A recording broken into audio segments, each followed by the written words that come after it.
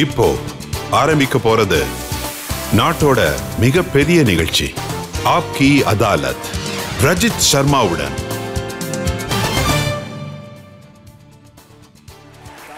வணக்கம். ஆப்கி அதாலத் உங்களை வரவேற்கிறேன். ஆப்கி அதாலத்தில் இன்னைக்கு நம்மோட விருந்தாளி, இவங்க பார்த்தீங்கன்னா சின்ன வயசுலேயே பல வெற்றிகளை சாதிச்சு இருக்காங்க. அவங்க நடித்த ஒவ்வொரு படத்தையும் நீங்கள் கொண்டாடி இருக்கீங்க. இந்த ஆக்ட்ரஸை பற்றி நாம் சொல்லணும்னா நேச்சுரல், வெர்சடைல், அது மட்டும் இல்லாமல் புது ஜெனரேஷனோட மிகப்பெரிய ஹிட் ஸ்டார் ஆலியா பட்.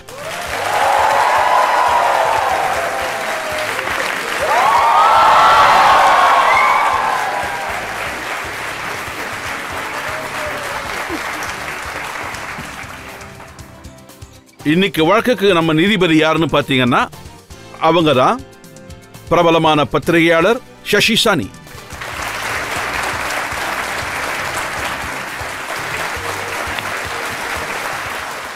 நாம வழக்கு ஆரம்பிக்கிறதுக்கு முன்னாடி இன்றைய ஜட்ஜ் சசி சனி அவங்க கிட்ட நாம இன்றைய வழக்கு ஆரம்பிக்க அனுமதியை கேட்டு பெறலாம். நீதிமன்றத்தோட வழக்க ஆரம்பிக்கலாம். ஆலியா, நான் உங்களுக்கும் நேயர்களுக்கும் ஒரு விஷயம் சொல்ல விரும்புறேன். ஒரு கோஇன்சிடென்ஸ் இருக்கு. ஆப்கி அதாலத்தோட வயசு ஆலியா பட்டோட வயசை விட ஒரு 2 நாள் அதிகம். ஆப்கி அதாலத்தோட முதல் எபிசோட் டெலிகாஸ்ட் ஆன 2வது நாள் நீங்க பிறந்தீங்க. ரொம்ப பெருமைக்குரிய விஷயம். அதனால நான் உங்க வயசை கருத்துல எடுத்துக்கிட்டு கொஞ்சம் உங்ககிட்ட சாஃப்டா தான் அப்ரோச் பண்ணணும். அப்படிதான் நடந்துக்கிட்டு தான் ஆகணும். எனக்கு ஆப்வியஸ்லி இது ரொம்ப பிடிச்சிருக்கு. இன்றைய ஆப்கி அதாலத்தின் வழக்கை நாம் ஆரம்பிப்போம். முதல் குற்றச்சாட்டு ஆலியாவி. ஆப்கி அதாலத்துல பிலிம் ஸ்டார் ஆலியா பட் மீது உள்ள குற்றச்சாட்டு, இவங்க தன்னுடைய இமேஜ் விஷயத்துல ரொம்ப காஷியஸா இருக்காங்க. இப்ப பாத்தீங்கன்னா உங்க நடிப்பு பாராட்டப்பட்டது. நேச்சுரல், வெர்சடைல்னு. ஹைவே ரொம்ப டேரிங்கான ஒரு படம். உடுத்தா பஞ்சாப், அதுல உங்க நடிப்பு அற்புதமா இருக்கும். ஆனா ரிசர்ச் பண்ணும்போது தான் எனக்கு ஒரு விஷயம் தெரிஞ்சது, நீங்க வேற ஏதோ ஆகணும்னு நினைச்சீங்களாமே. ஆக்சுவலி நான் ஒரு ஸ்பெஷலி அதாவது கரிஷ்மா கபூர் கோவிந்தாவை நான் ஸ்கிரீன்ல பார்த்தப்போ நான் ரொம்ப எங்க இருந்தேன். ஐ டிடன்ட் ஈவன் நோ, அதாவது ஆக்டிங் என்னன்னு எனக்கு தெரியாது. அப்போ ஐ ஜஸ்ட் அண்டர்ஸ்டுட் இவங்க 2 பேரும் டான்ஸ் எங்க வேண்டாலும் பண்ணலான்னு. கார்டன்ல, ரோட்ல, அப்புறம் ட்ரக் மேல, கட்டில் மேல, தே ஜஸ்ட் டான்சிங் எவ்ரிவேர். என்னோட இன்ட்ரெஸ்ட் அங்கிருந்து தான் ஆரம்பிச்சது. நானும் அதே மாதிரி டான்ஸ் பண்ணணும் தான் நினைச்சேன். ஆனா எனக்கு அப்போ தெரியாது சீன்ஸ் பண்ணணும், ஆக்டிங் பண்ணணும், பேசணும்னு. என்னோட இன்ட்ரெஸ்ட் டான்ஸை பார்த்து தான் ஆரம்பிச்சது. ஆனா ஆப்வியஸ்லி அதுக்கப்புறம் தான் எனக்கு தெரிஞ்சது முழு படத்துலயும் நாம வேலை பார்க்கணும்னு. அதுக்கப்புறம் அது பெரிய விஷயம் இல்லைன்னு நினைச்சேன். அவ்வளவுதான். கரிஷ்மா, கோவிந்தா, ஷாருக் இவங்கள பாக்குறது இங்க ஸ்கூல்ல பங்க் பண்ணிட்டு போவீங்களாமே? அப்பப்போ பங்க் அடிப்பேன். பட் ஆக்சுவலி சண்டேஸ்ல நிறைய படங்கள் வரும். நான் டிவி முன்னாடி பார்க் ஆயிட்டு வரிசையா நிறைய படங்கள் பார்ப்பேன். But obviously every youngster goes through that time. நம்ம படங்கள் ஏதாவது பார்க்கணும்னா பங்க் அடிச்சுதான் ஆகணும். ஏன்னா அதுக்கப்புறம் டைம் எதுவும் கிடைக்காது. ஏன்னா மூவி பார்க்கறது ரொம்ப பெரிய வேலையாச்சே. குச் குச் ஹோதா ஹை மாதிரி முதல் படம் பண்ணணும்னு நீங்க நினைச்சீங்களா? அதாவது அந்த மாதிரி படம் தான். ஆனா ஆல்மோஸ்ட் நிறைவேறிடுச்சு. கரண் ஜோஹர் தான் டைரக்ட் பண்ணாரு. So it is like a dream come true only directed by him. அப்படின்னா முதல் பட எக்ஸ்பீரியன்ஸ் எப்படி இருந்தது? நீங்க ரொம்பவே நர்வஸா இருந்தீங்களா? நான் ரொம்ப நர்வஸா இருந்தேன். அப்போ எனக்கு 17 வயசு. நான் படத்துல கமிட் ஆனப்போ, ஷூட்டிங் ஆரம்பிச்சப்போ எனக்கு 18 வயசு ஆயிடுச்சப்போ எனக்கு எதுவுமே தெரியாது. I was just imitating Karan. நான் இப்போ சொல்வேன், ஒருவேளை கரண் அந்த சீனை எனக்ட் பண்ணி எனக்கு குடுக்கலன்னா என்ன பண்ணிருப்பேன்னு எனக்கே தெரியாது. நான் அங்கிருந்து இங்கேக்கு நடந்துதான் இருந்திருப்பேன். அந்த படத்துல அவரு ஃபுல்லா பெர்ஃபார்ம் பண்ணி எனக்கு கொடுத்தாரு. ஒரே மொமெண்ட்ல மட்டும் தான் நான் இப்படி மெரிசல் ஆகி, அதாவது என் கண்ணு பளிச்சுன்னு ஓபன் ஆயிடுச்சு பாட்டு வந்தப்போ மட்டும். இந்த ரீசன்னாலதான். ஏன்னா எனக்கு தெரியும் பாட்டு வந்துச்சுன்னா நான் ஓபன் அப் ஆயிடுவேன். I feel like at home. ஆனா அந்த பாட்டு பிளே ஆகிறதுக்கு முன்னாடி நீங்க உங்க அப்பாவோட ஆபீஸ்க்கு போய் ரொம்ப பயங்கரமா கேவி அழுதீங்கன்னு கேள்விப்பட்டேன். ஆமா, ஆக்சுவலி அவர்தான் என்ன அழ வச்சாரு. நான் வெரி ஸ்வீட்லி அவருக்கு மெசேஜ் பண்ணேன். ஏன்னு தெரியல, நான் அதுக்கு முன்னாடி எப்பவும் அவருக்கு அப்படி மெசேஜ் பண்ணதில்ல. நான் அப்பாவுக்கு மெசேஜ் பண்ணி சொன்னது நான் என்ன நினைக்கிறேன்னு நான் எல்லாத்தையும் சீக்கிரட்டா வச்சுப்பேன். வெளிப்படையா எதையும் சொல்ல மாட்டேன். நான் எங்கேயோ போயிட்டு இருக்கும்போது அப்பாவுக்கு மெசேஜ் பண்ணேன். I don't know why I'm getting nervous. So he said come to the office. ஓகேவா? அவர் என்ன கூப்பிட்டு தனியா உட்கார வச்சு ஏதாவது சொல்வாருன்னு நினைச்சேன். ஆனா இல்ல, நான் அங்க போனப்போ இம்ரான் ஆசிம் அங்க இருந்தாரு, என் அக்கா இருந்தாங்க பூஜா, என் சித்தப்பா முகேஷ் சார் இருந்தாரு, இன்னும் நிறைய பேர் இருந்தாங்க. 7-8 பேரு, ஐ திங்க் 7-8 பேர் இருந்தாங்க. எங்க அப்பா உட்காந்துட்டா அது பெரிய கூட்டம் மாதிரி மாறிடும். எல்லாரும் உட்காந்துருவாங்க, உட்காந்து பேச ஆரம்பிச்சு. எக்ஸாக்ட்லி அப்படி ஒரு வைப் இருந்தது. நான் நேரா உள்ள போனேன். நான் ஸ்மைல் பண்ணல, முகத்தை இப்படி வச்சிருந்தேன். And I said, Alia's feeling very nervous, come stand in the middle of the room. So I said, okay, இது என்னது? So he made me stand. Almost ஆப்கே அதாலத் மாதிரி தான் ஆம்பியஸ் இருந்தது. அங்க நான் நின்னப்போ அவர் என்கிட்ட சொன்னாரு, now please now you tell us how you feelingன்னு அவர் என்கிட்ட சொன்னாரு. முதல்ல இரிட்டேட் ஆயிட்டேன். அப்ப இப்படிதான் பண்ணுவாங்களா, இப்படிதான் ஸ்பாட்லைட்ல கேட்பாங்களான்னு. சரி, I said okay fine. I start talking. நான் பேச பேச அழ ஆரம்பிச்சிட்டேன். என்னோட மிகப்பெரிய ஃபியர் இதுதான். என்னோட லைஃப்ல நான் பண்ண வேண்டிய முக்கியமான விஷயம் என்ன? I am not good at. So எனக்கு பார்ட்டிசிபேட் பண்றதுக்கு பயமா இருந்தது. சோ நான் என்ன நினைச்சேன்னா, அது எனக்கு ஒர்க் அவுட் ஆகலன்னா, சோ அதுதான் என்னோட worst நைட்மேர்னு சொல்லுவேன். அதுதான் நான் சொல்லுவேன். நான் சொன்ன அந்த வார்த்தைக்கு அப்புறம், அந்த ஹோல் ப்ராசஸ், நான் சொன்ன அந்த வார்த்தைக்கு அப்புறம் நீங்களும் என்கிட்ட சொன்னீங்க உங்களுக்கும் ஷோ ஆரம்பிக்கிறதுக்கு முன்னாடி நர்வஸா இருக்கும்னு. அதை எல்லாரும் முன்னாடி சொல்றதுக்காக சொல்லலையே. இல்ல, நல்ல விஷயம்தான். ஏன்னா நர்வஸ்னஸ் நம்மள நல்ல விதமா மாத்திடும். அதனால டச் வுட் உங்க ஷோ 25 இயர்ஸா நல்லபடியா போயிட்டு இருக்கு. சோ நானும் ஒவ்வொரு ஷாட் கொடுக்கறதுக்கு முன்னாடி, கேமராக்கு முன்னாடி வரதுக்கு முன்னாடி நர்வஸா இருப்பேன். அண்ட் ஒருவேளை இதுதான் ட்ராஜெக்டரினா, இன்ஷா அல்லாஹ் என்னோட கரியரும் 25 வருஷம் ஓடும் நினைக்கிறேன். அதை விடவும் அதிகம் தான், சந்தேகமே இல்லை. உங்க முதல் படம் ஹிட் ஆன போது இதை பட் சாரே என்கிட்ட சொன்னாரு. அவர் உங்ககிட்ட வந்து உங்க ஆட்டோகிராஃப கேட்டாராமே, உண்மையா? ஆமா. அவரே அவ்வளவு பெரிய செலிபிரிட்டி, மிகப்பெரிய டைரக்டர், ஸ்டார். உங்களுக்கு எப்படி இருந்தது அப்போ? எனக்கு சந்தோஷமா இருந்தது. நான் அவருக்கு ஆட்டோகிராஃப் கொடுக்கறப்போ அவரு ரொம்ப எமோஷனல் ஆனவரு. ஆனா வெளியில காட்டிக்க மாட்டாரு. ஆனா அவர் அந்த ஆட்டோகிராஃப லேமினேட் பண்ணி சேவ் பண்ணி வச்சிருக்காரு. அதுக்கப்புறம் ரொம்ப வருஷத்துக்கு அப்புறம் இப்போ அதே ஆட்டோகிராஃப் எனக்கு அவரு என் பர்த்டே அன்னைக்கு திருப்பி கொடுத்திருக்காரு. ஏன்னா நீங்க அதுல எழுதியிருந்தீங்க, தேங்க்யூ பாப்பா for not helping me at all. Correct. Thank you பாப்பா for not helping me at all. ஏன்னா என்னோட முதல் படத்தை நினைச்சிருந்தா அவரோட பண்ணியிருக்கலாம். அதே மாதிரி அவரு கூட எனக்கு நிறைய ஹெல்ப் பண்ணியிருக்கலாம். Even my mother for that matter. அவங்க 2 பேரும் என்ன அப்படியே விட்டுட்டாங்க. அவங்க என்ன நினைச்சாங்கன்னா, I should take my own decisions. நானே விழுந்து நானே எந்திரிக்கணும்னு அவங்க நினைச்சாங்க. எனக்கு சப்போர்ட் பண்ண அவங்க இருக்காங்க. But the only way I can be Alia Bhatt and not Mahesh Bhatt's daughter Alia Bhatt. இது என் சொந்த முயற்சியில நான் செஞ்சுட்டேன். சோ இந்த காரணத்தினால ஜெனரலா பேரண்ட்ஸ் என்ன நினைப்பாங்கன்னா, அவங்க கூடவே இருக்கணும்னு. நான் ஆப்போசிட்டா இருக்கணும்னு நினைச்சேன். அதாவது you should let them be, let your kids fly. கீழே விழும்போது அவங்களுக்கு சப்போர்ட்டா இருங்க. உங்ககிட்ட நிறைய பேர் இந்த கேள்வியை கேட்டிருப்பாங்க. அவர் அவ்வளவு பெரிய டைரக்டர், அவர் உங்களை வச்சு ஏன் படம் இருக்கல, உங்களுக்கே ஒரு நல்ல பிரேக் அவர் கொடுக்கலன்னு. இப்பவும் கேக்குறாங்க, பட் சார் கூட எப்போ வேலை பார்க்க போற, எப்போ வேலை பார்க்க போறங்கன்னு. பொறுங்க, நல்ல விஷயங்கள் நடக்க டைம் எடுக்கும்ல. பட் சார் உங்க மேல எவ்வளவு பாசம் வச்சிருக்காருன்றத விஷயத்தை காட்டுறதுக்கு எங்கிட்ட ஒரு சின்ன சீக்ரெட் இருக்கு. ஆக்சுவலா அது ஒரு மெசேஜ். அதை நீங்க கேட்டீங்கன்னா தெரியும். இந்த மெசேஜ் இப்பதான் கொஞ்ச நேரத்துக்கு முன்னாடி ரெக்கார்ட் பண்ணி அனுப்பியிருக்காரு ஆலியா பட்டுக்காகவே, அதாவது உங்களுக்காகவே. ஓகே. ஆலியா பட்டுங்கிறது ஒரு அதிசயம். ரஜித் சார், உங்களோட ஆப்கி அதாலத் ப்ரோக்ராமுக்கு வர்றதுக்கு எனக்கு கிட்டத்தட்ட 50 வருஷம் ஆயிடுச்சு. ஆனா ஆலியா 25 வயசுலே வந்துட்டா. இது அதிசயத்தை தவிர வேற என்னன்னு சொல்றது? இவ்வளவு சின்ன வயசுல அவன் நிறைய விஷயங்களை சாதிச்சிருக்கா. ஜனங்க சொல்றது உண்மைதான். அதாவது பிராண்டுங்கிற மகேஷ் பட் கிட்டத்தட்ட கல்லறை வரைக்கும் போய் சேர்ந்தாச்சுன்னு தான் சொல்லணும். அவ எனக்கு திரும்பவும் மறுபிறவி தான் கொடுத்திருக்கான்னு சொல்லணும். நான் உண்மையிலேயே ரொம்ப கொடுத்து வச்சவன். என்னோட வாரிசு இதையெல்லாம் பண்ணியிருக்கா.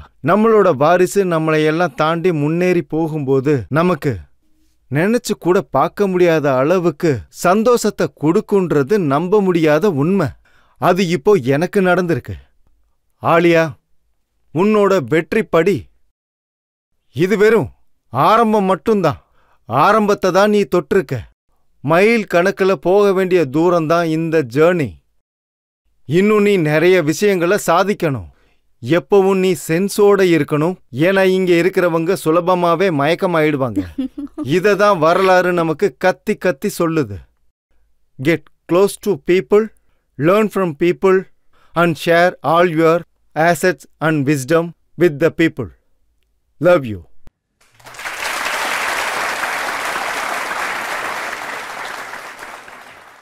இதை விட ஒரு நல்ல மெசேஜ் யாராலையும் கொடுக்க முடியாது. அப்படி ஒரு அருமையான பதிவு இது. பட்சரை பத்தி நீங்க ஏதாவது சொல்ல விரும்புறீங்களா? உங்க கண்கள்ல கண்ணீர் தெரியுது.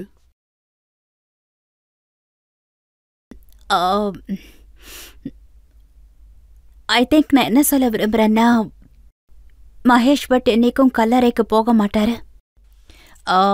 அவரால் இன்னைக்கு எனக்கு என்ன தோணுதுன்னா, the reason why people ask me டிஃப்ரெண்டான ரோல்ஸ் பண்றீங்க, how do you understand your characters, and I think the only reason that is happen only because of my upbringing. அவங்களால தான், என்னோட மம்மியால தான். So thank you. ஏன்னா நீங்க மட்டும் இல்லைன்னா நான் உங்களுக்காக பண்ணது ப்ரௌடா நீங்க உணர்ந்திருக்கீங்க. அது என்னால பண்ணியிருந்திருக்க முடியாது. So thank you. ஆலியா, பொதுவாகவே உங்ககிட்ட கேட்குற கேள்வி ஒன்று இருக்கு, எல்லாருமே கேட்குறாங்க, இந்த ஹைவே பற்றின ரோல். எப்படி அந்த ரோலை நீங்கள் அக்செப்ட் பண்ணீங்க? ரொம்ப டேரிங்கான சேலஞ்சிங்கான ரோல் அது. ஆக்சுவலி இம்தியாஸ் இந்த படம் விஷயமா என்னை பார்க்க வந்தப்போ ஆக்சுவலி நான் ரொம்ப ஷாக் ஆயிட்டேன். ஸ்டூடெண்ட் ஆஃப் த இயருங்கிற படம் பண்ணிட்டு இம்தியாஸ் என்ன பார்க்க வராரு. அவர் அப்படி என்ன பார்த்தாருன்னு தெரியல. ஸ்டூடெண்ட் ஆஃப் த இயர் வந்து ரொம்ப கிளாமரஸ் ஃபிலிம் ஆக்டிங்ல. அதுல வந்து பாத்தீங்கன்னா எனக்கு எந்த ஸ்கோப்பும் இல்ல. ஐ ஃபீல் அதுல டான்ஸ் எல்லாம் இருந்தது ரொம்ப கிளாமரஸா பியூட்டிஃபுல்லா. பட் ஐ டென்ட் திங்க் அவ்வளோ ஸ்வீட்டான கேரக்டர் எனக்கு ஒரே அடியா கிடைச்சிரும்னு. And இம்தியாஸ் அவரு very very respected and lovable film maker. எனக்கு பிடிச்ச நிறைய ஃபேவரட் படம் இருக்கு. ஜப் வி மெட், ராக் ஸ்டார், சோச்சா நாதா. அதனால நான் ரொம்ப எக்ஸைட் ஆயிட்டேன். உண்மையா சொன்னா என்னதுல கமிட் பண்ணதுக்கு நான் தான் அவருக்கு பணம் கொடுக்கணும். But he only came and said எனக்காக இந்த படம் பண்ணுங்கன்னு. I was most excited and said நான் இதை பண்றேன்னு. அந்த டைம்ல எங்க ஃபாதர் வீட்ல தான் இருந்தாரு. அவரு வந்தப்போ அதை பார்க்க எப்படி இருந்ததுன்னா ஏதோ சம்பந்தம் பேச வந்த மாதிரி இருந்தது. பாப்பா was sitting like that. He came with a ஸ்கிரிப்ட வந்து கையில கொடுத்தாரு. எனக்கு ரொம்ப சந்தோஷமா இருந்துச்சு ஹைவே பண்ணணும்னு நான் டிசிஷன் எடுத்தப்போ. ஏன்னா அந்த மாதிரி ஒரு எக்ஸ்பீரியன்ஸ் எனக்கு அதுக்கப்புறம் கிடைச்சிருக்க வாய்ப்பு இல்ல. ஏன்னா nobody knew me at that time. நான் ஹைவேல அந்த மாதிரி அதுக்கப்புறம் சுத்திருக்க வாய்ப்பே இல்ல. அது as an actor உங்களை எஸ்டாப்லிஷ் பண்ணிடுச்சு. ஆமா, ஐ ஃபீல் லைக் எஸ்டாப்லிஷ்ட்னு சொல்ல மாட்டேன், ஆனா ஒரு செட்டிங் பேஸ் அங்க கிடைச்சது. அப்புறம் உடுத்தா பஞ்சாபும் பயங்கர கான்ட்ரவர்ஷியலான ஒரு படம். உண்மையா சொல்லணும்னா எனக்கு அந்த மாதிரி ஒரு கான்ட்ரவர்சி, நான் நடிச்ச படங்கள்ல அப்படி ஒரு கான்ட்ரவர்சி வந்ததே இல்ல. நான் ரொம்ப கன்ஃபியூஸ்ட் ஆயிட்டேன். ஸ்பெஷலி அந்த சப்ஜெக்ட் எப்படிப்பட்டதுன்னா, மக்கள் ஒரு எஜுகேஷன் பர்பஸ்க்காக அந்த படத்தை பார்க்கணும்னு நினைச்சேன். ஆனா சென்சார் போர்ட்ல இருந்து ரெஸ்ட்ரிக்ஷன்ஸ் வர ஆரம்பிச்சது. I was very hurt. I was very upset. ஏன்னா நான் படங்களுக்கு ரொம்ப அட்டாச்சா இருப்பேன். நான் ரொம்ப சென்சிட்டிவா இருப்பேன். ரொம்பவே டிஃபென்சிவ் ஆயிடுவேன். அண்ட் இது எந்த மாதிரி சிச்சுவேஷனா அமைஞ்சதுன்னா, சோஷியல் சிச்சுவேஷன், அது பத்தின இன்ஃபர்மேஷன் நம்ம கண்ட்ரில எல்லாருக்குமே தெரியணும், மக்களுக்கு எல்லாருக்கும் தெரியணும். அண்ட் அஃப்கோர்ஸ் யூனோ நம்மளோட ஹானரபிள் கோர்ட் இருக்கு இல்லையா, அது எல்லா பிரச்சனையும் கிளியர் பண்ணிட்டாங்க. And we were very happy. படமும் ரிலீஸ் ஆயிடுச்சு. அண்ட் ரிலீஸ் ஆகிறதுக்கு முன்னாடியே ரொம்ப ப்ராப்ளம் ஆயிடுச்சு. அதாவது லீக் ஆயிடுச்சு ஆன்லைன்ல. அன்னைக்கு வந்து ஐ couldn't control it. I just broke down. அந்த விஷயம் தெரிஞ்சதும், இப்பதான் அந்த விஷயம் முடிஞ்சதும் நினைச்சேன். அதுக்குள்ள ஆன்லைன்ல படம் லீக் ஆயிடுச்சு. அது எப்படி நடந்தது? நம்ம வேற ஏதோ பார்த்தா இங்க வேற ஏதோ நடந்தது. that one was the biggest problem. நம்ம இண்டஸ்ட்ரியில பைரசி இப்போ ரொம்ப ஹையா இருக்கு. அதனால நான் எப்பவுமே சொல்லுவேன், ப்ளீஸ் பைரேட்டட் படத்தை பார்க்காதீங்க. ஏன்னா ஒரு படத்தை ரொம்ப கஷ்டப்பட்டு எடுக்கிறோம். ஆனா அது இப்படி நடக்கும் போது இட்ஸ் ரியலி ரொம்ப ஹார்ட் பிரேக். ஐ ஹோப் இதுக்கப்புறம் இது இப்படி நடக்கக்கூடாது. சட்டங்கள் இருக்கு, அதை யாரும் கடைப்பிடிக்கிறது இல்லை. இருந்தாலும் முயற்சி பண்ணுவோம். இந்த ஹைவே, அப்புறம் உடுத்தா பஞ்சாப், இதெல்லாம் ஒரு சீரியஸ் டைப்பான படங்கள். அப்புறம் நீங்க எப்படி ஷாருக் கான் கூட? ஆமா, அது ரொம்பவே டிஃபரெண்டான ஒரு வித்தியாசமான கேரக்டர். அது அவரோட ஒர்க் பண்றத ரொம்ப என்ஜாய் பண்ணிருப்பீங்க. ரொம்பவே என்ஜாய் பண்ணேன். இதுக்கு முன்னாடி நீங்க சொன்ன மாதிரி நான் அவரோட மிகப்பெரிய ஃபேனா இருந்தேன் ஆரம்பத்துல இருந்தே. அவரை நான் பார்த்ததுக்கு அப்புறம் இன்னும் பெரிய ஃபேனா மாறிட்டேன். ஐ மீன் ஐம் ஷோர் உங்க எல்லாருக்குமே தெரியும் he is the most charming and most loving person. அவரு எந்த அளவுக்கு பாசம் அன்பு அண்ட் ரெஸ்பெக்ட் கொடுப்பாருன்னா எனக்கு என்ன தோணுச்சுன்னா அவர் இல்ல நான் தான் ஷாருக் கான் நடிச்சேன். அவர் என்ன ட்ரீட் பண்ண விதம் நாட் ஒன்லி மீ எல்லார்கிட்டயும் அப்படிதான் இருந்தாரு. You know all the assistant directors technicians எல்லாரோடையும் ரொம்ப அன்பா இருப்பாரு. அந்த படம் பண்ணும் போது அவர்கிட்ட நான் பெரிய விஷயத்த ஒண்ணு கத்துக்கிட்டேன். அதாவது எப்பவும் அந்த ஸ்டார்டம் அந்த பாரத்தை அத பாரன்னு சொல்லுவோம், ஏன்னா பாரமா இருக்கும் அத கேரி பண்றத. அத அவரு எப்பவும் தன்னோட தோள்ல எடுத்துக்கவே மாட்டாரு. he doesn't bring the baggage. Shahrukh Khan ஒரு ரூம்குள்ள போகும்போது ஆனா மொத்த அட்டென்ஷனும் அங்கதான் போகும். ஆனா அவர் அந்த ஆட்டிடியூட் எல்லாம் காட்டவே மாட்டாரு. he is most down to earth. ரொம்பவே loving ஆனவரு. I learnt a lot from him as a human being and of course as an actor. ஒரு பிரேக் எடுத்துக்கலாம். பிரேக்கு அப்புறம் ஆலியா பட் மீது உள்ள அடுத்த குற்றச்சாட்டு என்னன்னு பார்ப்போம். உங்ககிட்ட ஒற்றுமையில ஒரு சக்தி இருக்கு, அதுக்கு என்ன அர்த்தம்னு கேட்டிருக்காங்க. அதுக்கு நீங்க ஏக்தா கபூர் சக்தி கபூரோட பொண்ணுன்னு சொல்லியிருக்கீங்க. இல்ல, என்னோட ஒரு ஃபேவரட் ஜோக் இருக்கு, அதை நான் சொல்றேன். கடைக்கு போய் நான் கேட்பேன், அண்ணா இந்தியன் பிளாக் காட்டுங்க ப்ளீஸ். அவர் எடுத்துட்டு என்கிட்ட கொடுப்பாரு. ஓ இதுவா, வேற ஏதாவது கலர்ஸ் இருக்கான்னு கேட்பேன்.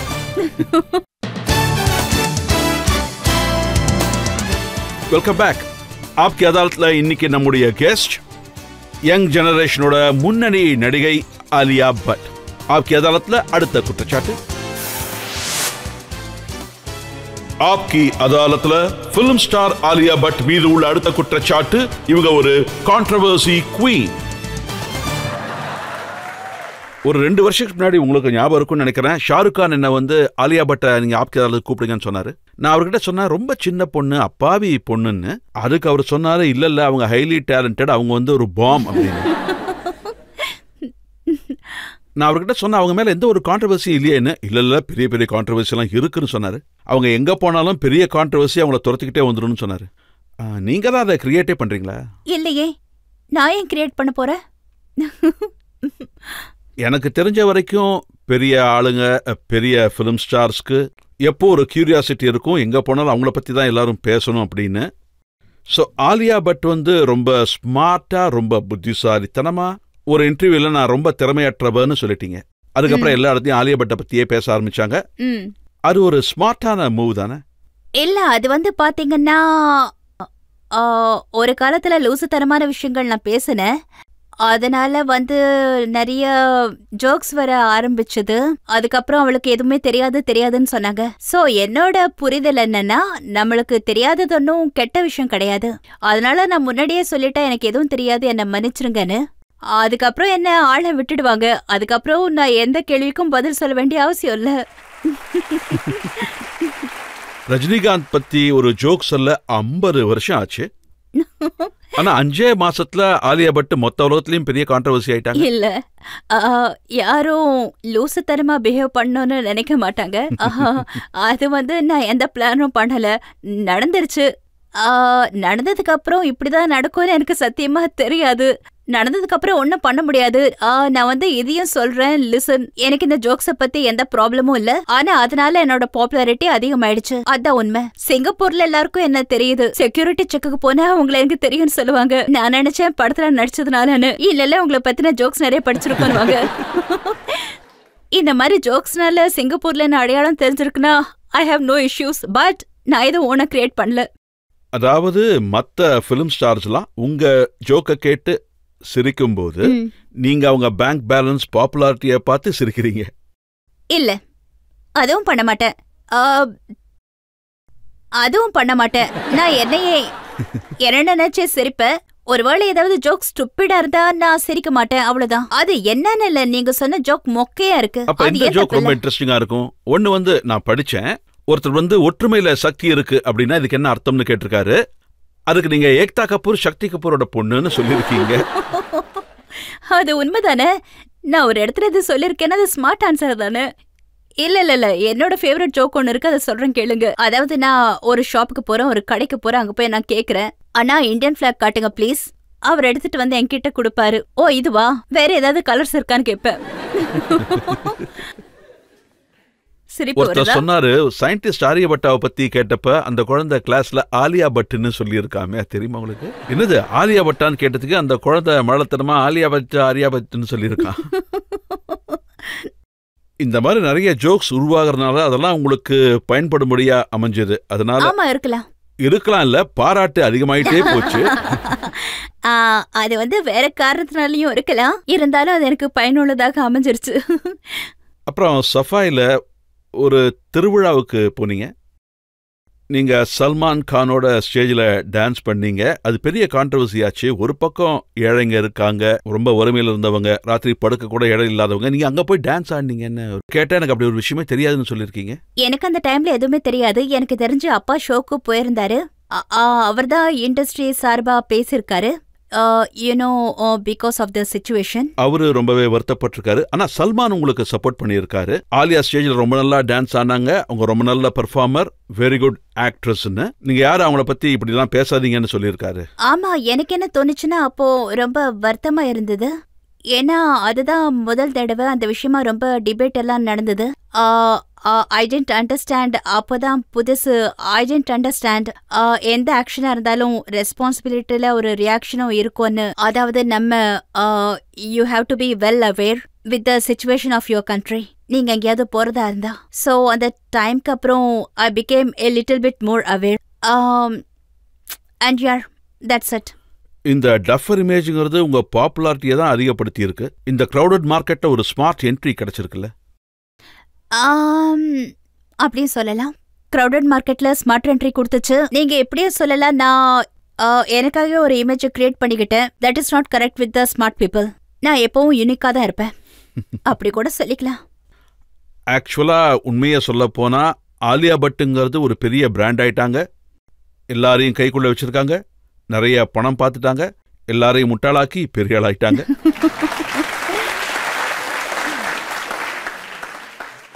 அது உங்களுக்கு யூஸ்ஃபுல்லா இல்ல இருக்கு? யாருக்கு?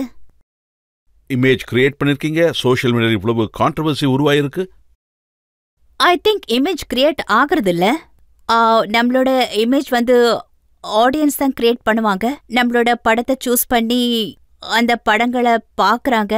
ஒன்னு விரும்பியோ இல்ல விரும்பாமலையோ நம்ம என்னதான் முயற்சி பண்ணாலும் நம்ம ரியல் இமேஜ் என்னவோ அதுதான் நமக்கு நிரந்தரமா நிலைக்கும்.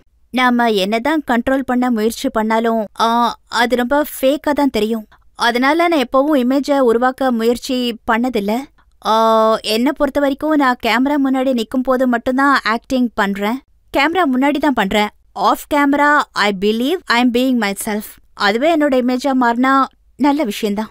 ஓகே, மக்கள் உங்களுக்கு ஒரு இமேஜை கொடுத்துருக்காங்க. அவங்க கிட்ட ஏதாவது கேள்விகள் இருக்கான்னு கேட்போம். ஆலியா, நான் உங்ககிட்ட என்ன கேட்க விரும்புறேன்னா, you have a very soft and vulnerable child like a face. But to be doing film like Raazi, அது ரொம்பவே இன்டென்ஸான படம். So what made you prepare for the role? உங்களால எப்படி இப்படி இன்டென்ஸான ரோலை பிளே பண்ண முடியுது? இந்த இன்டென்சிட்டிங்கிறது உள்ளுக்குள்ள இருந்து வரும், அது முகத்துல இருந்து வராது. த ரீசன் இன்ஃபேக்ட் மேகனா மேம்க்கு தோணிருக்கு இந்த ரோல் நான் கரெக்டா பண்ணுவேன்னு was because my soft face and child like face. ஏன்னா அந்த girl, the fact is she was such an young girl doing such a big things was the contrast we want for the film. இன்டென்சிட்டிங்கிறது ஒன்றும் இப்படி இருக்கிறது கிடையாது. இன்டென்சிட்டிக்கு அர்த்தம் உள்ளுக்குள்ள இருந்து ஃபீல் பண்ணணும். அண்ட் அந்த சிச்சுவேஷன்ல நாம எப்படி ரியாக்ட் பண்ணணும் அது உள்ளுக்குள்ள இருந்தா வரணும். ஸோ ப்ரிப்பரேஷன்ங்கிறது நான் சொன்ன மாதிரி அது பண்ணேன் இது பண்ணேன்னு சொல்லலாம். But at the end of the day கேமராக்கு முன்னாடி நாம என்னதான் ப்ரிப்பேர் பண்ணிட்டு வந்தாலும் ஃபீலிங் இல்லாம ஆக்ட் பண்ண முடியாது. What an important thing in a person which impresses you? I think exactly what I just to be a bit real. ஒரு சில பேர் மட்டும்தான் they are able to expose their vulnerable side, their fearful side, their sensitive side. And நிறைய பேர் like to be நிறைய பேர் சொல்ல மாட்டேன், but some people like to be over confident. அதாவது I don't like over confidence. எனக்கு people கிட்ட இருக்கிற softness பிடிக்கும். ஏன்னா அதுதான் இருக்குதுன்னு சொல்லுவேன். Real, normal, happy, but also sometimes sad people. Thank you ma'am, thank you. Alia, audience உங்ககிட்ட கேட்ட கேள்வியை பார்த்தா நீங்க திறமையற்றவர்னு யாரும் கண்டிப்பா நினைக்க மாட்டாங்க. அப்படி நினைக்க மாட்டீங்கல்ல?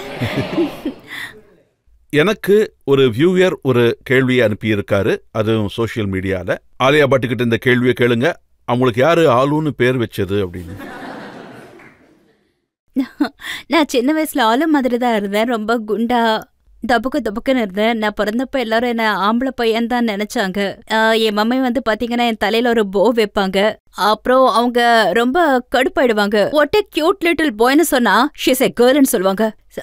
சோ ஆளுங்கிறது ஆலியாவா மாறிடுச்சு. நான் ரொம்ப ரவுண்டா தபுக்குன்னு இருந்தேன். அண்ட் பை டிஃபால்ட் எனக்கு ஆலு ரொம்ப ஃபேவரட்டான டிஷ் ஆலு ஃப்ரை. இப்பவும் ஆலு ஃப்ரை சாப்பிடுறீங்களா? அப்பப்போ சாப்பிடுவேன். அப்பாவோட பர்த்டேல சாப்பிடுவேன். ஏன்னா அது அம்மாவோட ரெசிபி. ஆனா நான் ஆலு சாப்பிடுவேன். ஆலு உடம்புக்கு ரொம்ப நல்லது. ஆமா, அது உண்மையிலேயே நல்லதுதான். மக்கள் என்ன தெரிஞ்சுக்க விரும்புறாங்கன்னா ஆலுல இருந்து எப்படி நீங்க ஆலியாவா நீங்கன்னு என்ன பண்ணீங்க? நிறைய விஷயங்களை கிவ் அப் பண்ண வேண்டியதா போச்சு. பட் ஹானஸ்ட்லி நான் நிறையவே சாப்பிடுவேன்.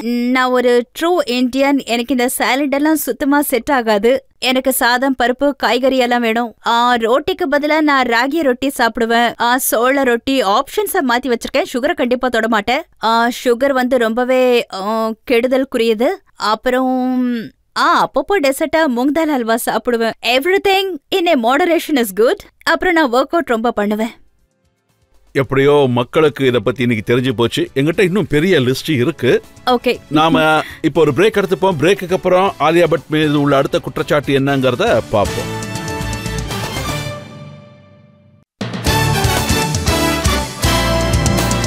Welcome back. ஆப்கி அதாலத்ல ஆலியா பட் மீது உள்ள அடுத்த குற்றச்சாட்டு. ஆப்கி அதாலத்ல பிலிம் ஸ்டார் ஆலியா பட் மீது உள்ள அடுத்த குற்றச்சாட்டு, இவங்க எல்லா சீக்ரெட்டையும் அவுட் பண்ணிடுறாங்க. ஆலியா, உங்க இன்டர்வியூஸ் எல்லாம் நான் படிச்சிருக்கேன். அதுல சொல்லிருக்கீங்க மம்மி உங்களை லேட் நைட் பார்ட்டிஸ்க்கெல்லாம் அனுப்புறதே இல்லையாமே. எல்லா மம்மிஸ் மாதிரி இப்போ இல்ல.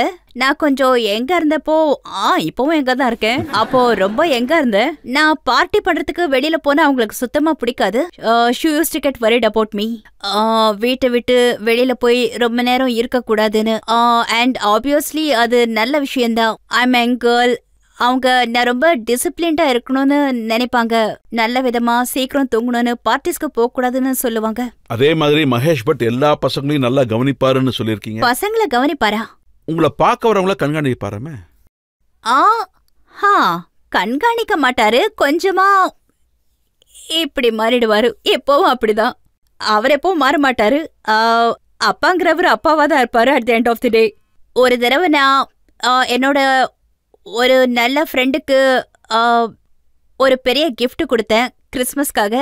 எங்க அப்பா என்கிட்ட கேட்டாரு, இதுக்காக நீ எவ்வளவு செலவு பண்ணேன்னு இந்த ப்ரெசென்ட்டுக்கு. நான் அப்போ சொல்லிட்டேன் வாட் எவர். அந்த டைம்ல நான் எவ்வளவு செலவு பண்ணேன்னு. அவ்வளோ அது கொஞ்சம் பெருசுதான். அது வந்து பாத்தீங்கன்னா மசாஜ் சேர் மாதிரி. அவர் பார்த்துட்டு கேட்டாரு, எனக்கு இது அமௌண்ட்ல கிஃப்ட் வேணும்னு கேட்டாரு. அதுக்கு நான் கேட்டேன், இந்த அமௌண்ட்ல உங்களுக்கு நான் என்ன கிஃப்ட் கொடுக்கறதுன்னு. அவர் எதுவும் யூஸ் பண்ண மாட்டாரு, புக்கு தான் படிப்பாரு.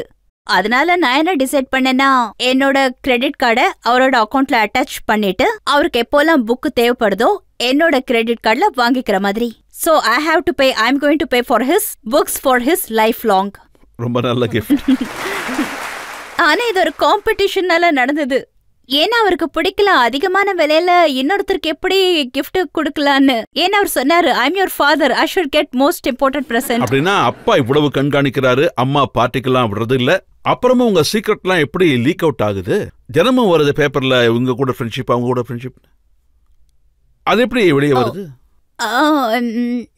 சீக்ரெட் நான் இத சீக்ரெட் அவுட்னு சொல்ல மாட்டேன். சீக்ரெட் என்னோட சீக்ரெட் யாருக்காவது சொல்லி அதை அவங்க லீக் பண்ணாதான் அது அதுக்கான அர்த்தம். நான் இத ஸ்பெகுலேஷன் சொல்லுவேன். சிலது உண்மை, சிலது உண்மை இல்ல.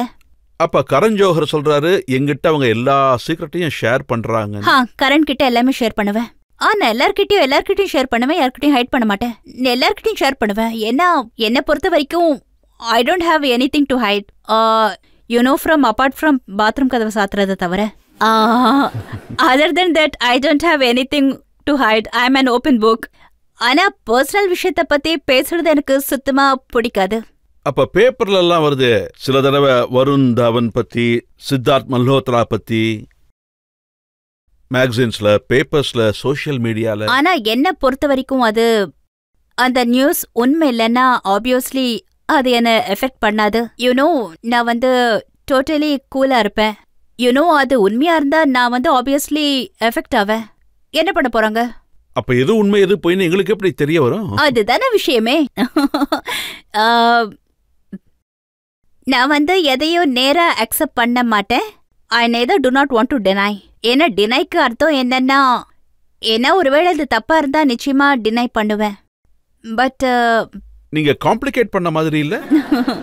பாருங்க, ஒருவேளை அது ரொம்ப பெரிய தப்பா இருந்தா அமெரிக்காக்கு ஷிஃப்ட் ஆகுறாங்க நாங்க கேள்விப்பட்டோம், அப்படி ஏதாவது இருந்தா நான் இல்லன்னு சொல்லுவேன். ஒருவேளை வேற யாராவது ஆலியா நாங்க என்ன கேள்விப்பட்டோம்னா, ஆலியா இந்த பையனோட உங்களுக்கு ரிலேஷன்ஷிப் இருக்குன்னா, ஒருவேளை இருக்குன்னா நான் மாட்டேன்னு சொல்ல மாட்டேன். ஏன்னா நான் அக்செப்ட் பண்ண மாட்டேன். இப்பெல்லாம் பாத்தீங்கன்னா இவரோட தான் உங்க போட்டோஸ்லாம் கொஞ்சம் அதிகமா வந்துகிட்டு இருக்கு. ரிசர்ச் பண்ணி பார்க்கும்போது ஒவ்வொரு தடவையும் இவரோட தான் உங்களுக்கு போட்டோஸ் ரொம்ப அதிகமா வந்துகிட்டு இருக்கு. இவரு அந்த பையன் யாரு? ரன்பீர் கபூர்.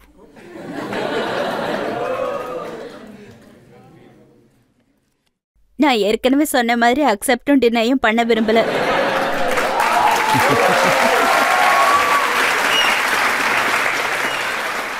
நான் என்ன கேட்க வந்தேன்னா, நீங்க இவரோட என் முகம் செவந்துருச்சு. அதை முதல்ல கண்ட்ரோல் பண்ண முயற்சி பண்றேன். நான் நேரடியாக உங்ககிட்ட கேட்க நினைச்சேன், இவரோட நீங்க இப்போ ஒரு படம் நடிச்சிட்டு இருக்கீங்க, அது ஒர்க் எல்லாம் எப்படி போயிட்டு இருக்கு? நீங்க இப்படி கேட்கவே இல்ல. நான் முட்டாள் தான், ஆனா இந்த அளவுக்கு முட்டாள் கிடையாது. படத்தை பத்தி சொல்லணும்னா நல்லபடியா போயிட்டு இருக்கு. அப்புறம் நான் படத்தை பத்தி தான் பேசிட்டு இருக்கேன். ரொம்ப நல்லா போயிட்டு இருக்கு. படம் ரிலீஸ் ஆக போது எல்லாரும் போய் பாருங்க. இந்த படத்தோட ஹீரோ கூட நீங்க வேலை பார்த்துட்டு இருக்கீங்க, அவரை பத்தி உங்களுக்கு பிடிச்ச விஷயங்கள் என்ன? அவரை எல்லாருக்குமே பிடிக்கும். ரொம்ப டேலண்டடான ஆக்டர். படம் முடிஞ்சதுக்கு அப்புறம் நான் அவரை பத்தி தெரிஞ்சுக்க ஆரம்பிச்சிருக்கேன். நான் இங்கிலீஷ்ல சொல்லிடுறேன்.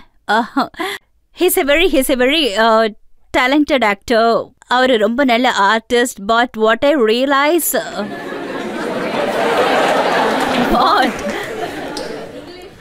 English, sorry. What I realized while shooting the film that he's the most zen-like human I have met in my life. அவர் நல்ல வேலை பாப்பாரு, ரிலாக்ஸ்டா இருப்பாரு. I have never met anyone like that. செட்லயும் சரி, ஆஃப் செட்லயும் சரி, he doesn't get affected by anything. And அதுதான் எனக்கு தெரிஞ்ச அவரோட பெஸ்ட் குவாலிட்டி. அப்புறம் எல்லாருக்காகவும் ஒரு பாட்டு பாடுவார்ல, ஜப் சே மிலாஹூம் தேனா ஹோனே லகாஹூம். அது என்ன பாட்டு? ஃப்ரம் அஜப். தேரா கரெக்ட். ஆமா. அதுல ஏதாவது டபுள் மீனிங் இருந்ததா? அதத்தான் நானும் கேக்குறேன். எனக்காக அந்த பாட்டு பாடல. அவர் அதிகமா பாட மாட்டாரு. இப்பெல்லாம் பாத்தீங்கன்னா நியூஸ் பேப்பர்ஸ்ல நிறைய வருது, மேகசின்ஸ்ல வருது, மீடியால வருது. ஒன்னு வந்து இந்த ரன்பீர், அப்புறம் இன்னொரு ரன்பீர் கூடவும் வருது. சில பேர் ரன்வீர் ரன்வீர் சிங். ஆமா, அவரோட சேர்த்து எனக்கு எந்த நியூஸும் வந்ததில்லை.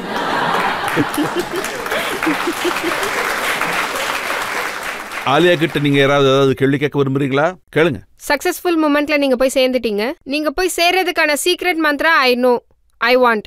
ப்ளீஸ் நீங்க எனக்கு ஏதாவது சஜஷன் சொல்லுங்க. நான் எப்படி அந்த மாதிரி போய் சேர்றது ரஜித் சார் நிக்கிற இடத்துக்கு? ஹானஸ்ட்லி இது கிளீஷட் ஆன்சர் கிடையாது. ஆனா எனக்கு எந்த ஒரு சீக்ரெட் மந்த்ராவும் தெரியாது. அதே மாதிரி நான் ஒரே அடியா வெற்றி அடைஞ்சிட்டேன்னு சொல்ல முடியாது. அதாவது என்ன பொறுத்த வரைக்கும் நான் இப்போதான் ஆரம்பிச்சிருக்கேன். ஆப்வியஸ்லி ஹார்ட் ஒர்க் வந்து ரொம்ப இம்பார்ட்டன்ட். எந்த ஒரு சீக்ரெட் மந்த்ராவும் இல்ல. உங்களுக்கு ஒருவேளை உங்களுக்கு மனசுல ஏதாவது மைண்ட்ல ஏதாவது ஒரு ட்ரீம் இருந்தா அது நிச்சயம் நிறைவேறியே தீரும். நீங்க அதை ட்ரீம் பண்ணிக்கிட்டே இருங்க, அது கண்டிப்பா நடக்கும். Thank you so much. You're really adorable, Alia. Thank you. Like you, your voice also very nice. I just want to listen your voice in a song. मैं तनु समझावा क्यों? Please.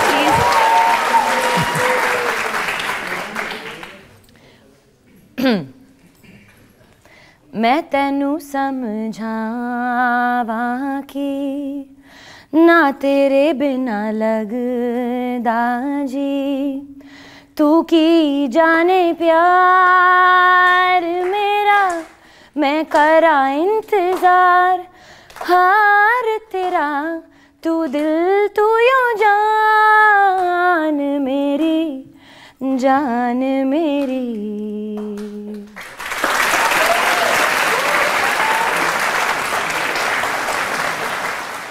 இப்போ ஒரு பிரேக் எடுத்துக்கலாம்.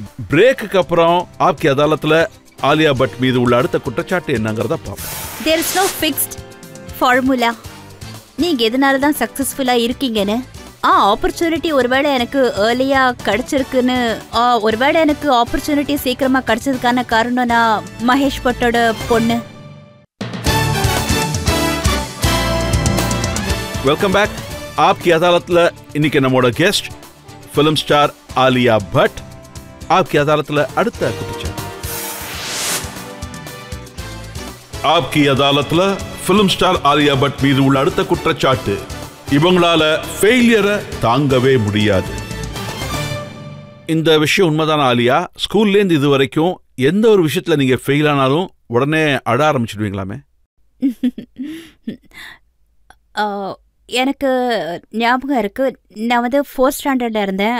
அப்போ வந்து பார்த்தீங்கன்னா ஸ்கூலில் நடக்கும்ல ஆனுவல் ஸ்போர்ட்ஸ் டே, அதில் நான் எல்லா ஸ்போர்ட்ஸ் டேலையும் பார்ட்டிசிபேட் பண்ணியிருக்கேன். ஒவ்வொரு வாட்டியும் நான் 1st, 2nd இல்லை 3rd வருவேன் ரன்னிங் ரேஸில். 4th ஸ்டாண்டர்டில் அவங்க சில ரூல்ஸ் எல்லாம் மாற்றிட்டாங்க, ஏன்னு தெரியல. அப்போ புக் பேலன்சிங் ரேஸ் வச்சுட்டாங்க. இதெல்லாம் ஒரு ரேஸா? அதை எப்படி கணக்கில் எடுக்கிறது? நான் அந்த புக்கை பேலன்ஸ் பண்ணிக்கிட்டு திடீர்னு அந்த புக்கு கீழே விழுந்துருச்சு. நான் வேகமா போயிட்டு இருந்தேன், அந்த புக்கை விழுந்துருச்சு. ஆப்வியஸ்லி நான் 3rd வரல, 4th வரல. நான் ஏன்னா புக்கு விழுந்ததுல நான் ரொம்ப ஸ்ட்ரெஸ் ஆயிட்டேன். அன்னைக்கு நான் எந்த அளவுக்கு அழுதேன்னா, ஏன்னா ஐ குடன்ட் டேக் த ஃபேக்ட் எனக்கு 1st, 2nd, 3rd அந்த பொசிஷன் கிடைக்கலன்னு. ஐ குடன்ட் டேக், அதாவது நான் தோத்துட்டேன்னு. எனக்கு அந்த அர்த்தமே புரியல. அதாவது நான் எப்படி தோத்துட்டேன்னு. அதாவது நாட் லைக் நான் படிப்புல ரொம்ப நல்லா மார்க்ஸ் எல்லாம் வாங்குவேன்னு, அதுல எனக்கு இன்ட்ரெஸ்டே கிடையாது. சாரி டீச்சர்ஸ் இங்க யாராவது இருந்தா. ஒருவேளை எதுலயாவது நான் இன்ட்ரெஸ்ட் எடுத்து அதுல நான் தோத்து போயிட்டா அது எனக்கு ரொம்ப கஷ்டமா இருக்கும். நான் எங்க அப்பா கிட்ட போனேன். He said you need to get ready. Your failure is the first step to becoming the successful person. கீழே விழுந்து எந்திரிச்சாதான், கீழே விழுந்து எந்திரிக்கிறதுல சந்தோஷமே தனினாரு. ஸோ ஆப்வியஸ்லி அப்ப நான் ரொம்ப சின்னவ. அப்புறம் டைம் வந்துச்சு, என்னோட படம் சரியா ஓடல. சாந்தார் அவ்வளோ நல்லா இல்லை, அதனாலதான் சரியா ஓடல. And that is the only film சரியா ஓடல. ராசியோட சேர்த்து மொத்தம் 10 படம் பண்ணியிருக்கேன். That's the only film not done well. அந்த டைம்லும் ஐ வாஸ் ஹார்ட் ப்ரோக்கன். திரும்ப my father stepped in and he told. Obviously அவர் நிறைய சப்போர்ட் பண்ணாரு, but he said the best. அவர் எனக்கு ஒரு கோட் கொடுத்தாரு. And the quote said that the best revenge is the massive success. அண்ட் நான் அதை வந்து பெருசாக்கி என்னோட போர்ட் என்னோட பெட்டுக்கு பின்னாடி இருக்கிற செவத்துல ஒட்டி வச்சுட்டேன். And I kept looking that every day and I said I will come back. And after coming back that, and அடுத்த வருஷமே பாத்தீங்கன்னா கபூர் அண்ட் சன்ஸ் வந்தது, உடுத்தா பஞ்சாப், டியர் சிந்திகி வந்தது, நிறைய ஃபிலிம்ஃபேர் அவார்டு வாங்கினேன். It was amazing. Then I felt high. நான் realise பண்ணேன், it actually it's all the same thing. நீங்க எப்படி ஃபீல் பண்றீங்களோ இவென்ச்சுவலி ஹார்ட் ஒர்க் பண்றதுல தான் ஒரு நல்ல ஃபீலிங்கே இருக்கு. ஒன்னு நல்லா ஃபீல் பண்ணணும், இல்ல சக்சீட் பண்ணணும். It doesn't matter. You have to keep going and keep working hard. That's the only way I think one should live. உங்ககிட்ட ஆடியன்ஸ்ல இருந்து ஒருத்தர் கேட்டாங்க சக்சஸ்க்கு என்ன மந்திரம் அப்படின்ட்டு. ஹார்ட் ஒர்க் உழைக்கிறவங்களுக்கு கண்டிப்பா மேன்மை. மனசார உழைக்கணும். எனக்கு தெரியும் இது கிளீஷியஸா சவுண்ட் பண்ணும். மனசார வேலை பார்க்கணும். நிறைய பேர் நிறைய ரீசன் சொல்லுவாங்க. ஏன்னா மனசார நாம ஒரு வேலையை பண்ணோம்னா it never gets you can't miss it. அது ரெகக்னைஸ் பண்ணப்படும். மக்கள் உங்க வேலையை பார்த்து உங்களை ரெகக்னைஸ் பண்ணிருப்பாங்க, உங்க ஃபேன்ஸ் ரெகக்னைஸ் பண்ணிருப்பாங்க. அதாவது அப்படி ஒரு மொமெண்ட் வந்திருக்கா? யாராவது ஏதாவது பண்ணி உங்க கண்ணில் தண்ணி வந்து அதாவது நீங்க எமோஷனலா ஃபீல் பண்ணி அந்த மாதிரி? இல்ல, எப்பவாவது யாராவது அப்ரிஷியேட் பண்ணா நாம அதை ஸ்கெட்ச் பண்ணி லெட்டர் எழுதி அது ரொம்ப பெரிய எமோஷனல் மூமெண்டா மாறும். It's I feel very great. I am blessed. அதாவது நம்ம இண்டஸ்ட்ரியில இருக்கிற பெரியவங்க Bachchan sir, Javed sir, Gulzar sir support பண்ணாலோ பாராட்டினாலோ இல்ல நீ நல்ல வேலை பார்க்குற இப்படியே பண்ணுன்னு சொன்னாலோ அப்போ யூ ஃபீல் வெரி ரெஸ்பான்சிபிள். அதாவது இப்போ எனக்கு அந்த ரெஸ்பான்சிபிலிட்டி வந்துருச்சு. இப்போ நான் நல்ல வேலை பார்த்துக்கிட்டே தான் இருக்கேன். And I have to maintain the level of humanity. அது எப்போ நல்லபடியா இருக்கணும் along with a good work. Humanity விஷயத்துல நான் ஒரு இன்சிடென்ட் பார்த்தேன். அக்ஷய்குமாரோட செல்ஃப் டிஃபென்ஸ் விமன் அப்படிங்கிற ஒரு ப்ரோக்ராமுக்கு போயிருக்கீங்க. அங்க ஒரு லேடி வந்து அவங்க கணவர் அவர் எப்படிலாம் அடிச்சாங்கன்னு சொன்னாங்க. அவங்க கிட்ட பேசும்போது நீங்க ரொம்பவே எமோஷனல் ஆயிட்டீங்களாமே? நான் ஏற்கனவே சொன்ன மாதிரி நான் ரொம்ப சென்சிட்டிவ். ஒருவேளை நான் எங்கேயாவது எங்கேஜ்டா இருந்தா அவங்க என்ன ஃபீல் பண்றாங்களோ அதையே தான் நானும் ஃபீல் பண்ணுவேன். அவங்க கதை கேட்டு நானும் ரொம்பவே அப்செட் ஆயிட்டேன். எனக்கு தெரியும் இந்த மாதிரி நிறைய டொமஸ்டிக் வயலன்ஸ் நடக்குதுன்னு. இது பெரிய இஷ்யூவா இருக்கு. Not only in our country, நம்ம கண்ட்ரிக்கு வெளியிலயும் நடக்குது. பட் அவங்களோட ஹெல்ப்லெஸ்னஸ் பார்த்து எனக்கு ரொம்ப வருத்தமா இருந்தது. அந்த மாதிரி எந்த ஒரு பொண்ணும் அந்த மாதிரி சிச்சுவேஷன்ல இருக்கவே கூடாது. ஏன்னா to be hit by someone, அதாவது முதல் தடவை உங்க அப்பாவே உங்க மேல கை ஓங்காம இருந்தா யாராலையும் உங்க மேல கை ஓங்கவே முடியாது. இது ஒரு ரூல். என்னோட அப்பா என்னைக்குமே என் மேல கை ஓங்குனதே கிடையாது. என்ன பொறுத்த வரைக்கும் கை ஓங்குறது இட்ஸ் நாட் ரைட். நம்ம ஹிஸ்டரியில நான் வயலன்ஸ பத்தி பெரிய சாப்டர் இருக்கு. காந்திஜியை பத்தி படிச்சிருக்கோம். there is a reason. அதுதான் நம்ம கண்ட்ரியோட நாகரிகம். that is the basic of a culture. So அந்த காரணத்தால சாரி, நான் டைவர்ட் ஆயிட்டேன். நான் ரொம்ப எமோஷனல் ஆயிட்டேன். ஏன்னா this should not happen to anyone. இல்ல, நீங்க சொன்னது ரொம்ப சரிதான். எல்லாருமே இந்த விஷயத்துக்கு சப்போர்ட் பண்ணுவாங்க. டொமஸ்டிக் வயலன்ஸ், குழந்தைங்க மேல கையோங்கிறது, பெண்களை கொடுமைப்படுத்துறது, இப்படி எதுவுமே இருக்க கூடாது. ஆமா. நம்ம சொசைட்டில என்ன நடக்குதுன்னா, யாராவது ஒருத்தர் புது வேலையை ஆரம்பிக்கணும்னா பெரிய அளவுல இந்த சொசைட்டி தான் அவங்கள தடுக்கும். அதாவது எதனால அலோவ் பண்றது இல்லைன்னா ஐ திங்க் அவங்களால பண்ண முடியாதுன்னு நினைக்கிறேன். எக்ஸாம்பிள் சொல்லுங்க. ஃபார் எக்ஸாம்பிள், நாங்க இப்ப டான்ஸ் பண்ண நினைக்கிறோம்னு வச்சுக்கோங்க. முக்கியமா பொண்ணுங்க டான்ஸ் பண்ணணும்னு ஆசைப்பட்டா முக்கியமா சொசைட்டி அக்செப்ட் பண்ண மாட்டாங்க. அவங்க என்ன சொல்லுவாங்கன்னா, அதாவது சொசைட்டில இந்த விஷயம்லாம் நல்லா இருக்காது, ஏத்துக்க மாட்டாங்கன்னு சொல்லுவாங்க. எங்களுக்கு தான் அப்படி. ஆனா நீங்க ஒரு செலிபிரிட்டி, அப்புறம் ஒரு பெரிய டைரக்டரோட பொண்ணு. சோ அதாவது ஐ திங்க் அவர் என்ன சொல்ல வர்றாருன்னா, நீங்க டைரக்டரோட பொண்ணுங்கிறதுனால யாரும் எதுவும் சொல்ல மாட்டேங்க. இல்ல, ஐ திங்க் அந்த அளவுக்கு ஸ்ட்ரகிள் பண்ண தேவையில்லை. எனக்கு தெரிஞ்சு நீங்க அந்த அளவுக்கு ஸ்ட்ரகிளும் பண்ணிருக்க மாட்டீங்க உங்களோட லைஃப்ல. பட் எங்கள மாதிரி ஆளுங்க வந்து அவங்க பதில் சொல்லட்டுமே, அது வரைக்கும் வெயிட் பண்ணுங்க. இது வரைக்கும் எனக்கு புரியவே இல்லை. அவருடைய கேள்வி என்னன்னா, நீங்க பெரிய டைரக்டரோட பொண்ணு, நீங்க எதுக்குமே ஸ்ட்ரகிள் பண்ணிருக்க மாட்டீங்க லைஃப்லன்ற. இதுதான் உங்க கேள்வியா? இல்ல, என் கேள்வி என்னன்னா, எங்கள மாதிரி பசங்க, அதாவது எங்க சொசைட்டில பொண்ணுங்க இருக்காங்கல்ல, அவங்க முன்னேறதுக்கான வாய்ப்பு கிடைக்கிறது குறைவு. பொண்ணுங்க இண்டஸ்ட்ரியில முன்னேறதுக்காகவா இல்ல வேற ஏதாவது வேலையா? அதாவது அது எந்த ஃபீல்டா இருந்தாலும் சரி.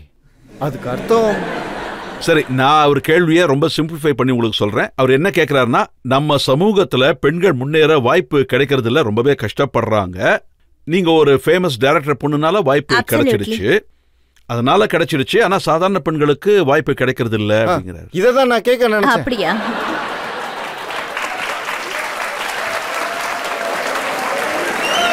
நீங்க கேட்ட கேள்வி, if I'm not mistaken, அப்படி ஏன் நடக்குது இல்ல நடக்க கூடாது அப்படின்னு என்ன கேக்குறீங்களா? அதான் உங்க கேள்வி.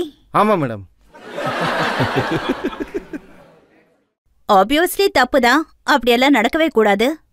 ஐ டோன்ட் நோ, நான் டைரக்டர் பொண்ணுங்கிறதுனால. ஆனா என்னோட ஃபேமிலி பாத்தீங்கன்னா, என்னோட அப்ரிங்கிங் வந்து நான் ஆஸ்ட்ரோனட் ஆகணும்னு நினைச்சாலும் என்ன சப்போர்ட் பண்ணுவாங்க. ஏன்னா at the end of the day நமக்கு நம்ம ட்ரீம்ஸ் அச்சீவ் பண்றதுக்கு யாருக்கும் யாரோட அனுமதியும் தேவையில்லை. கண்டிப்பா தேவையில்லை. And that the one thing I keep saying. என்கிட்ட யாராவது வந்து ஏதாவது மெசேஜ் சொல்லுங்கன்னு கேட்டா, I always say to girls, நீங்க உங்க ட்ரீம்ஸ்க்காகவும் போராடி ஆகணும். You can't give up and say okay mummy சொன்னாங்க அதனால நான் அப்படியே விட்டுட்டேன்னு சொல்லக்கூடாது. ஆப்வியஸ்லி மம்மி சொல்ற மத்த விஷயங்கள் கேளுங்க. If you really wanted to do something, you want to go out and chase your dreams. நாம வீட்லயே உட்காந்துட்டு இதாகணும் அதாகணும்னு சொல்ல முடியாது. நாம முயற்சி பண்ணணும்ல அதுக்காக. And obviously sometimes I realise that யாராச்சும் நம்மள தடுத்தா, and that's when you come out and speak about it. நான் பண்ணி ஆகணும்னு fight for it.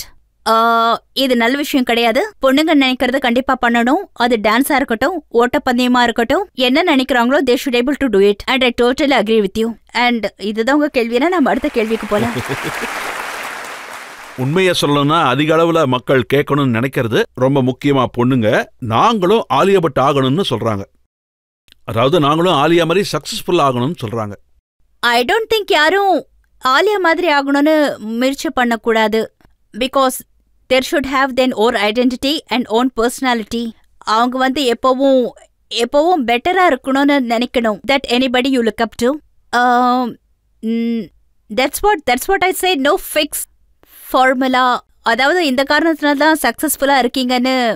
ஆப்பர்ச்சுனிட்டியும் எனக்கு ஏர்லியா கிடைச்சது. என்ன first opportunity I have gotten because of that. நான் மகேஷ் பட்டோட பொண்ணு, மக்களுக்கு என்ன தெரியும். But after that only I can take myself forward. நான் 13 படங்கள் பண்ணியிருக்கேன். என்னை தேடி வந்த டைரக்டர்ஸ் பார்த்தீங்கன்னா, நான் விளையாட்டுத்தனமா இருந்து என்கிட்ட எந்த ஸ்பெஷாலிட்டியும் இல்லாமல் இருந்திருந்தா திரும்ப என்னை தேடி வந்திருக்க மாட்டாங்க.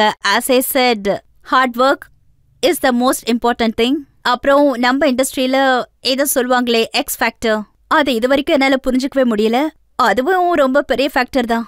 அது என்னன்னே எனக்கு தெரியாது, ஆனா அதுவும் ஒரு ஃபேக்டர் இருக்கு. இன்னைக்காவது ஒரு நாள் புரிஞ்சுப்பீங்க. புரிஞ்சுக்க வாய்ப்பு இல்ல. We are seeing you from Shanaya to Udta Punjab. அது கொஞ்சம் கஷ்டமான ரோல். அந்த ரோல் உங்களுக்கு ஏதாவது பர்சனலா சேஞ்ச் பண்ணுச்சா உங்களோட growthல and personal lifeல? Every character has changed me some way in other. But the end of the day, I tried not to get too affected by my work. I believe that the best way to be is to know that work, you be serious about work, but don't take yourself so seriously. உங்க வேலை உங்களோட வாழ்க்கையில ஒரு பகுதி, அதுவே உங்க வாழ்க்கைய மாறக்கூடாது. அதுக்கப்புறம் sort of lose that touch with your friends and family. நான் வீட்டுக்கு போயிட்டா ஆலியா பட்டா இருக்க மாட்டேன், ஆலுவா இருப்பேன். நீங்க எப்பயுமே பப்ளி தான். I am always bubbly. நான் பப்ளி ஆக மாட்டேன், ஆனா கண்டிப்பா ஆலுவா இருப்பேன். இந்த ஆக்டர் கூட ஒர்க் பண்ணும் அப்படின்ற ட்ரீம் ஏதாவது உங்களுக்கு இருக்கா? நீங்க ஆல்ரெடி ஷாருக் கூட ஒர்க் பண்ணிருக்கீங்க, ரன்பீர் கூட ஒர்க் பண்ணிருக்கீங்க. வேற எந்த ஸ்டார் கூடயாவது ஒர்க் பண்ணணும்னு வேற யார் கூடயாவது? I mean, the list goes on and on and on. நான் எல்லாரு கூடயும் ஒர்க் பண்ணணும்னு நினைக்கிறேன், எல்லா டைரக்டர்ஸ் கூடயும் ஒர்க் பண்ணணும்னு நினைக்கிறேன். But I really want to work with mister Bachchan, and அது நிறைவேற போகுது.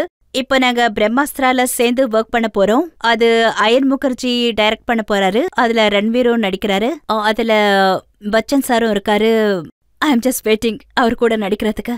நான் இது கூட படிச்சேன், ஆமீர் கான் உங்களுக்கு தக்ஸ் ஆஃப் இந்துஸ்தான்ல ஒரு ரோல் ஆஃபர் பண்ணாராமே, நீங்க அதை அக்செப்ட் பண்ணிக்கலையாமே? இல்லையா? இல்ல, அதாவது ஐ மீன் இந்த மாதிரி நிறைய படங்கள் வரும். இன்னும் சொல்ல போனா அமீர் எனக்கு எதுவும் ஆஃபர் பண்ணல. அது நான் நடிக்காத படங்களை பத்தி நான் பேச விரும்பல. நீங்க பண்ணணும்னு நினைக்கிற ட்ரீம் ரோல் ஏதாவது இருக்கா? நான் ஒரு நல்ல நெகட்டிவ் கேரக்டர் பிளே பண்ணணும்னு நினைக்கிறேன். அதாவது ஷாருக் கான் டர்ல பண்ணிருந்தாருல, அது மாதிரி. அதாவது ரன்பீர் இந்த பத்மாவதி. ஆமா, பத்மாவதி, சம்திங் லைக் தட். ஏதாவது நெகட்டிவ், லிட்டில், கொஞ்சம் யூனோ வெளியில வெகுளியா உள்ளுக்குள்ள தில்லாலங்கடி மாதிரி. நார்மலி அண்ணன் தங்கச்சிக்குள்ள நிறைய சண்டை நடக்கும். உங்களுக்கும் சிஸ்டர் இருக்காங்க, ஏஜ் டிஃபரன்ஸ் இருக்கு. உங்களுக்குள்ள சண்டை எப்படி இருக்கும்? 5 வயசு டிஃபரன்ஸ் இருக்கு. இப்போலாம் டைமே கிடைக்கிறதில்ல ஒன்னா ஸ்பெண்ட் பண்றதுக்கு, அதனால சண்டை நடக்கிறது இல்ல. நான் சின்னவளா இருக்கும் போது நிறைய சண்டை போடுவோம், பேசிக்கவே மாட்டோம். ஆனா இப்போ அவங்க என் இதயத்துல ஒரு பகுதி ஆயிட்டாங்க. She is the important person to me. எப்போ இரிட்டேட் ஆனாலும் ஸ்ட்ரெஸ் ஆனாலும் அவங்க கூட ஒரு 5 நிமிஷம் ஸ்பெண்ட் பண்ணா என் மூடு நார்மல் ஆயிடும். எனக்கு தெரிஞ்ச உலகத்திலேயே அவங்க தான் ஒரு அழகான சோல்னு சொல்லுவேன். அவங்க ஒரு ஏஞ்சல் மாதிரி. சோ ரிலேஷன் எப்படி இருக்குன்னு உங்களுக்கு புரிஞ்சிருக்கும். ரொம்ப நல்ல ரிலேஷன்ஷிப். ஆலியா, நாங்க உங்ககிட்ட நிறைய கேள்விகளை கேட்டோம். குடும்பத்தை பத்தி, படங்களை பத்தி, கரியரை பத்தி, இன்டெலிஜென்ஸ் பத்தி, இப்படி நிறைய கேள்விகள் கேட்டோம். ரொம்ப அழகா பதில் சொன்னீங்க. எல்லாத்துக்கும் ஓப்பனா தயங்காம பதில் சொன்னீங்க. நாம ஒரு பிரேக் எடுத்துக்கலாம். பிரேக்குக்கு அப்புறம் ஆப்கி அதாலத்துல இன்னைக்கு நம்முடைய ஜட்ஜ் சன்னி அவங்க தீர்ப்பு என்னங்கறத நாம கேட்போம்.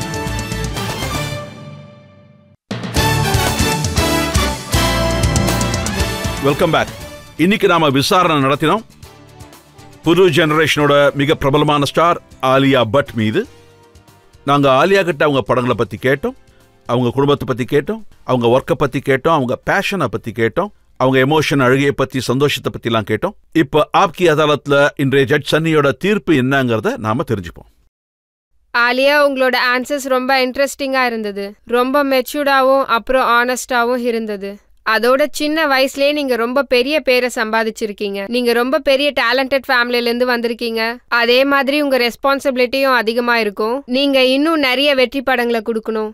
அதே மாதிரி நீங்க ப்ரூவ் பண்ணணும் தட் நாட் ஒன்லி வேலை பார்க்குற விஷயம், நீங்க நேஷனல் அண்ட் இன்டர்நேஷனல்லையும் அவார்ட் வின் பண்ணணும். அண்ட் எப்பயும் நீங்க உங்க ஃபேன்ஸை சந்தோஷப்படுத்தணும். அதோட நீங்க இன்னொரு விஷயமும் சொன்னீங்க, டொமஸ்டிக் வயலன்ஸ்க்கு அகெயின்ஸ்டா நீங்க இருக்கீங்கன்னு.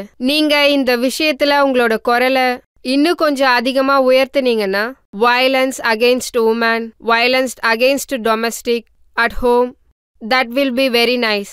All the best for your next film. We look forward to. Thank you.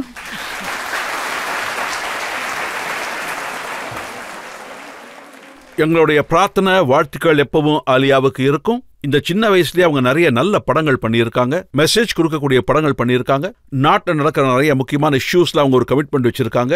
அவங்க இதே மாதிரி கமிட்மெண்ட்டோட எப்பவும் வேலை பார்க்கணும், நம்மளை என்டர்டைன் பண்ணிக்கிட்டே இருக்கணும், மக்கள் அவங்களுடைய ஆதரவு கொடுப்பாங்க, அன்பை எப்பவும் கொடுத்துட்டே இருப்பாங்க. இந்த வாழ்த்துக்களோட இந்த ஷோவை இங்கேயே முடிச்சுக்கிறோம். அடுத்த முறை ஒரு புது செலிபிரிட்டியோட நான் உங்களை சந்திக்கிறேன். அதுவரை என்னுடைய அன்பான வணக்கங்கள்.